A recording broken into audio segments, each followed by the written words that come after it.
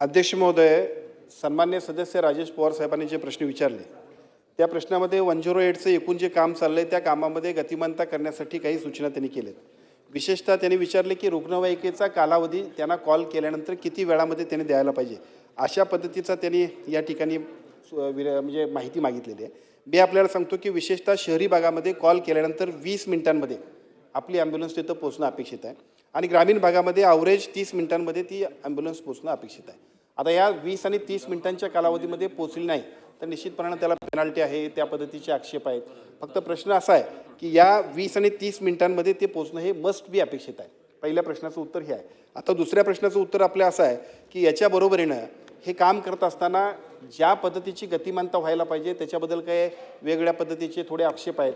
मी आपल्याला सांगतो की नवीन आता या सगळ्याबद्दल आपण हा 10-12 वर्षापूर्वीचा प्रोजेक्ट आहे। गाड्यासुद्धा जुन्या झाल्यात। या गाड्या जुन्या झाल्यामुळे साहजिकच नवीन पद्धतीचा आपण कॉन्ट्रॅक्ट केलेला आहे आणि त्या कॉन्ट्रॅक्टमधला पहिल्या टप्प्यातला 100 कोटी रुपये या वर्षीच्या बजेटमध्येच आपण वितरित केलेत। पूर्वी 917 गाड्या होत्या, आता आपण 1700 गाड्या करतोय। या 1700 गाड्यांमध्ये स्पॉट्स अजून आयडेंटिफाय केलेले आहेत। विशेषतः सगळे जे आपले स्टेट हायवे असतील, नॅशनल हायवे असतील, मोठमोठाली शहरं किंवा धार्मिक स्थळं असतील, पहिला असणारे 917 स्पॉट हे त्या काळात ठीक होते, परंतु आता एकूणच वाढलेलं पॉप्युलेशन, गरज आता या सगळ्या ॲम्ब्युलन्सची, त्यामुळे पुढच्या ॲग्रीमेंटमध्ये 1737च्या आसपास आपण या ठिकाणी हॉस्पिटल्स ॲम्ब्युलन्स आपण उपलब्ध केले।